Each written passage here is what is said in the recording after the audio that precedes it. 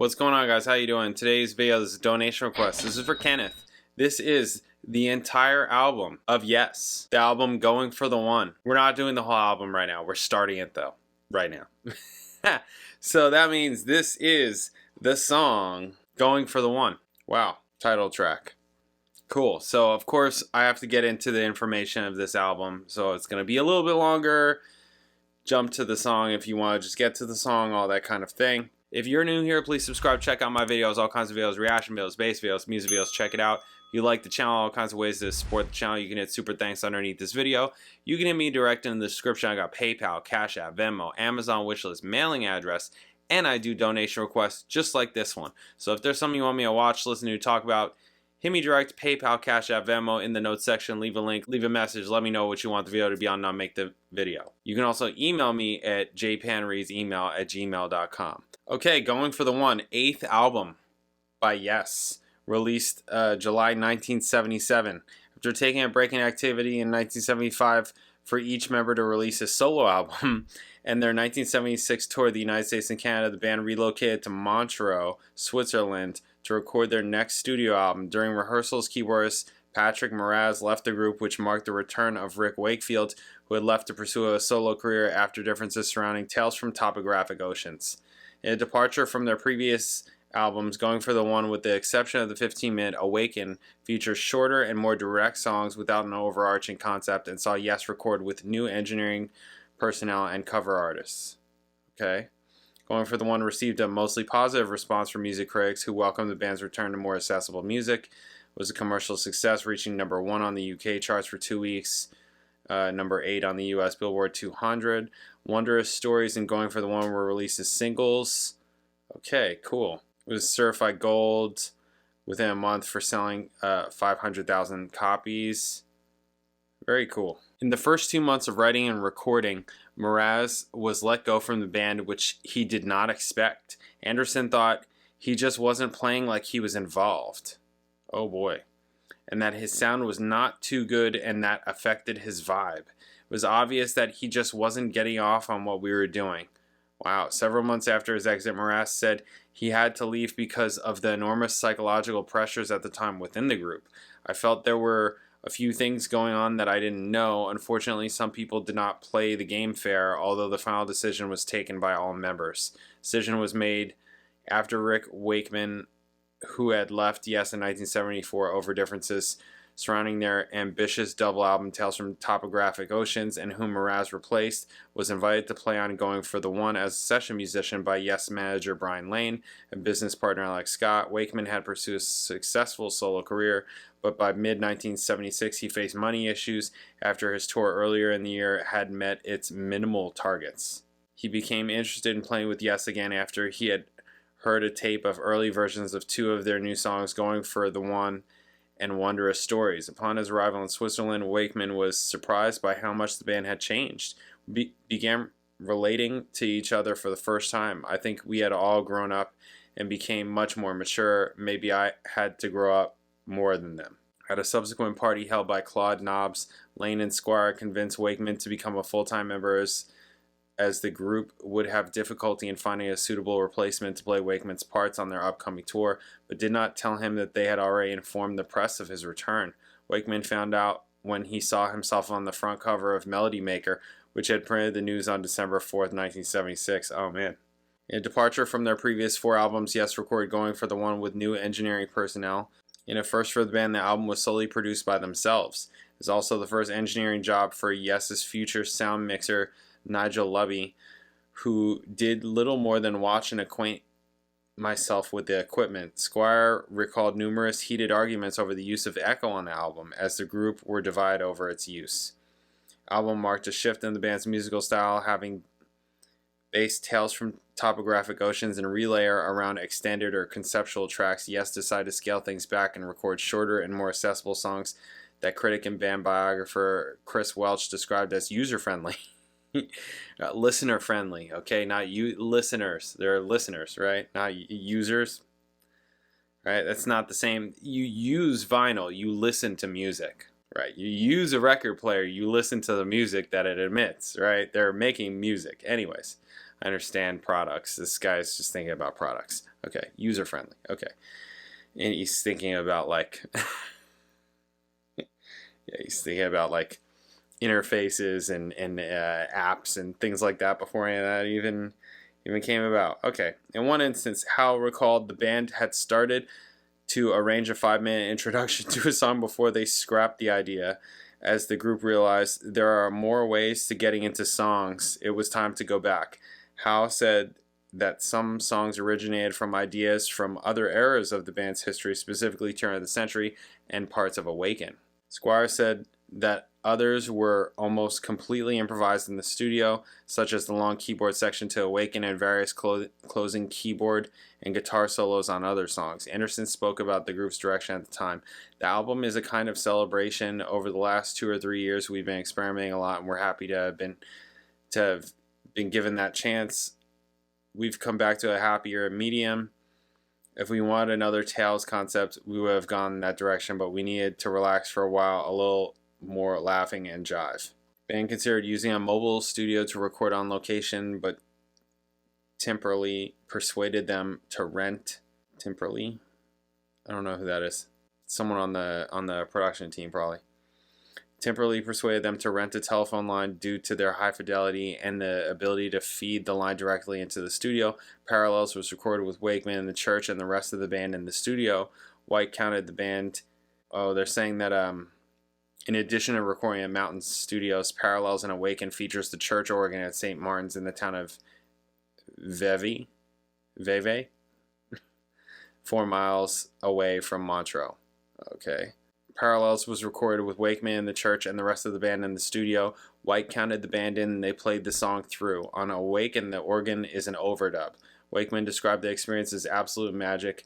Wakeman changed his sound on the album with the use of Polymoog, a polyphonic analog synthesizer, which supplemented his traditional use of a Mellotron Hammond organ, the RMI Electro Piano, and Mini Moog synthesizer. Okay, yeah, I think that's pretty much it.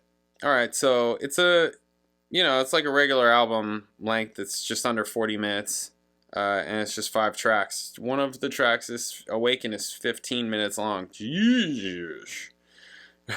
Okay, but the rest of them are pretty short. Okay, so we're doing Going for the One, and it says Going for the One was originally written by Anderson around 2 or 3 years before the album was recorded. He had presented the song to the group at the time of writing, but the other members decided against recording it, and the song was discarded. Squire rediscovered the song on a cassette, which he brought into his studio one day, and it was chosen for further development. Hal plays a steel guitar for the entire song, an instrument he had introduced to the band on Closer to the Edge. Introduction is what he had played during sound checks while on tour.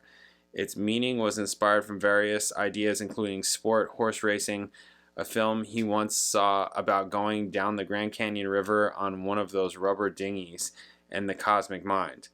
Some years later, he viewed the track as a dynamic piece of music that was an underrated and underplayed song in the band's repertoire. And that's what we're doing right now. Let's get into it. Going for the One, track 1 on this album. Let's do it. Bam. 1, 2, 1, 2, 3, 4.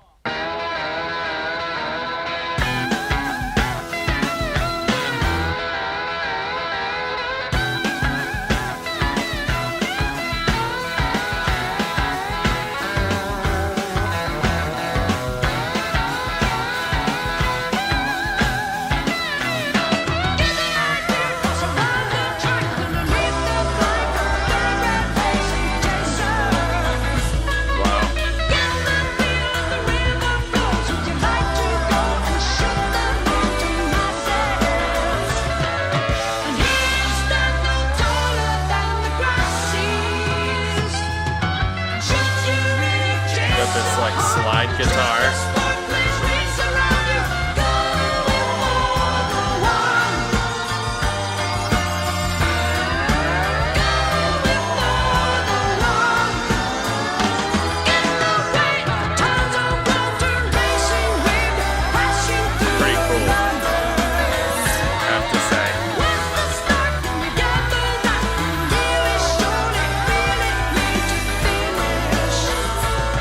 After seeing all your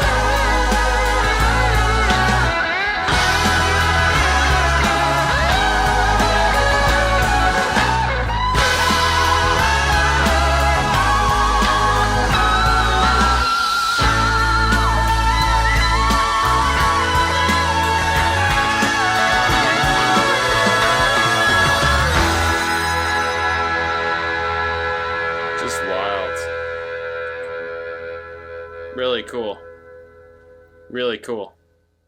Yeah, this is very cool.